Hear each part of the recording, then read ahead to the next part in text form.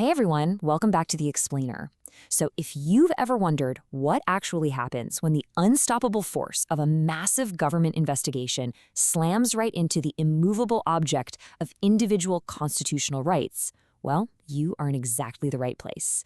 Today, we're going to meticulously dissect a really high-stakes clash between legislative oversight and fundamental human rights. We'll be breaking down a landmark Supreme Court case that involves the Philippine Senate, Pharmaly Pharmaceuticals, and the exact limits of government power.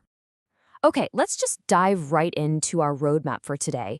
We're going to cover the Pharmaly COVID-19 probe, the Senate's power to arrest, how the Supreme Court stepped in, the three strict limits on legislative inquiries, and finally, the ultimate verdict on due process. Right, Part 1, the Pharmaly COVID-19 probe and high-stakes pandemic oversight. Let's set the scene. The year is 2021. The government is pouring absolutely unprecedented amounts of money into fighting COVID-19, and a Commission on Audit report suddenly triggers massive alarm bells for the Senate. To really grasp the gravity of this investigation, you literally just have to look at the numbers. 8.868 billion pesos. That is the staggering total worth of government contracts secured by a relatively new company called Pharmaly Pharmaceuticals. Naturally, the Senate wanted to know exactly how this happened, and they wanted answers fast. And this kicked off a rapid-fire sequence of events that honestly can only be described as chaotic. The very first hearing happens on August 18th. Then, by late August and early September, the Senate is just firing off subpoenas left and right to key figures tied to Pharmacy. This included their supply chain manager, Linconn Ong, and former presidential economic advisor, Michael Yang. But when these guys either failed to show up on time or allegedly started dodging questions, the Senate escalated things dramatically. On September 7th and 10th, they issued outright arrest orders, citing the men in contempt. Which brings us to Part 2, the Senate's power to arrest and compel the truth. So this really aggressive move brings up a pretty fundamental question, right? How exactly does a group of lawmakers have the authority to arrest a private citizen? Isn't that a job for the police? Well, the answer lies in something called the contempt power.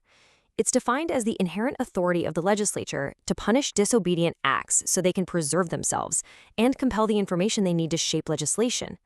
Now, what's totally fascinating here is that if you actually read the 1987 Philippine Constitution cover to cover, you won't find a single explicit sentence giving the Senate the power to arrest witnesses. No way. But the Supreme Court has long established that this coercive process is an essential, implied auxiliary to their legislative function. Basically, experience shows that politely asking for crucial information doesn't always work. To actually legislate effectively, lawmakers need the teeth to compel the truth. So, the crucial point we need to look at is the specific mechanism the Senate used to flex this power. They relied heavily on Section 18 of their own Senate rules on inquiries. This specific rule allows the committee to punish disobedience, penalize a refusal to be sworn in, and, most importantly for our story today, it can be invoked when a witness testifies falsely or evasively. And that's exactly what happened. The Senate Blue Ribbon Committee looked at Linconn Ong and Michael Yang and officially declared that they were being evasive with their answers, which triggered the contempt citations and their subsequent arrests. Moving on to Part 3, the Supreme Court steps in, heading into the constitutional crucible. Facing detention, Ong and Yang bypassed everything and filed petitions directly with the Supreme Court, arguing that the Senate completely violated their constitutional rights. But here's the twist. By the time the court was actually ready to issue its ruling, the whole legislative inquiry had been terminated, and the men had already been released. Legally speaking, the case was technically moot and academic, meaning there was no longer an active, ongoing dispute to resolve. Now, generally, courts will not rule on moot cases. They really try to avoid giving mere hypothetical advice. But the Supreme Court made a very rare exception here. They decided to rule in on it anyway, because it involved a grave violation of the Constitution, paramount public interest, and it would establish controlling principles for any future Senate investigations. Part 4, the three limits on inquiries and the legal framework. To evaluate the Senate's actions completely impartially, the Supreme Court applied a very strict legal test. Let's walk through this clear mental checklist found right in the Constitution. For a Senate inquiry to be valid, it absolutely must pass three non-negotiable hurdles. Number one, the inquiry must strictly be in aid of legislation. That means it's genuinely meant to help write laws, not just to act like a trial court. Number two, it must follow duly published rules of procedure, ensuring full transparency. And number three, perhaps the most critical one of all, the rights of persons appearing in or affected by such inquiries shall be fully respected. Now, what's really interesting about this is that the Senate actually passed the first two hurdles of the Supreme Court's test with flying colors. The court found that looking into those billions of COVID-19 funds was perfectly in aid of legislation, simply because the Senate really needed this financial data to shape the upcoming national budget. Plus, the Senate have indeed published its rules on inquiries in newspapers of general circulation, specifically Malaya and the Manila Bulletin. So on the first two counts, the Senate was operating completely, 100% within its constitutional authority. Which brings us to the final section, Part 5, the verdict on due process and the transcript clash. Since the Senate passed the first two limits, this entire case hinged entirely on the third.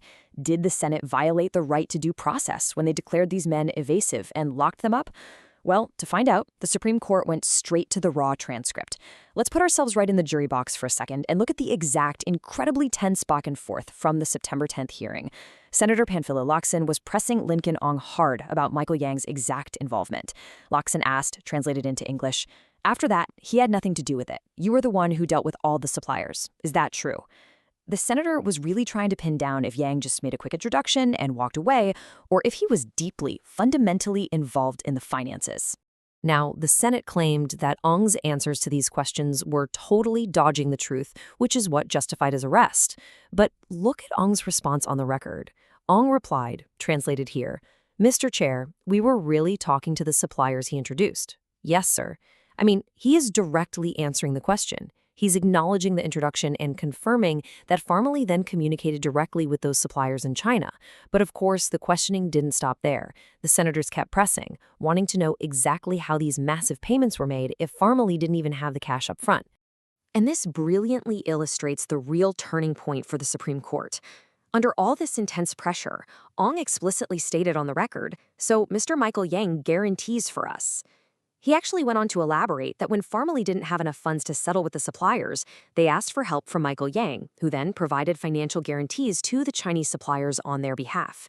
So when the Supreme Court justices read this transcript, they didn't see someone being evasive at all. They saw a witness providing highly specific, substantive details about the exact financial arrangements. And this leads us directly to the ultimate clash and the Supreme Court's final decision. On one side, you have the Senate's position, claiming Ong and Yang testified falsely and evasively, thus triggering their contempt and arrest rules. But on the other side, you have the Supreme Court's verdict. The court ruled that the contempt orders completely lacked a factual basis, because the transcript literally showed Ong answering the questions directly. Punishing him for being evasive was an arbitrary application of the Senate's own rules. Consequently, the Supreme Court declared that the Senate had overstepped, effectively violating the individual's constitutional right to due process and their Bill of Rights protection against unreasonable seizures. Which leaves us with this final, truly profound thought to ponder. The Senate absolutely has a vital, undeniable duty to investigate corruption and protect the public purse. But even in the pursuit of righteous transparency, the fundamental rights of the individual simply cannot be discarded. So how do we, as a society, continually balance the government's aggressive pursuit of the truth with the sacred constitutional rights of the individual? It's a really fragile equilibrium, right? One that requires constant vigilance, incredibly clear rules, and a completely independent judiciary to maintain. Thank you so much for joining me on this explainer. I really hope this structured breakdown helped you grasp the incredible nuances of this constitutional clash. Keep learning, keep questioning, and I'll catch you next time.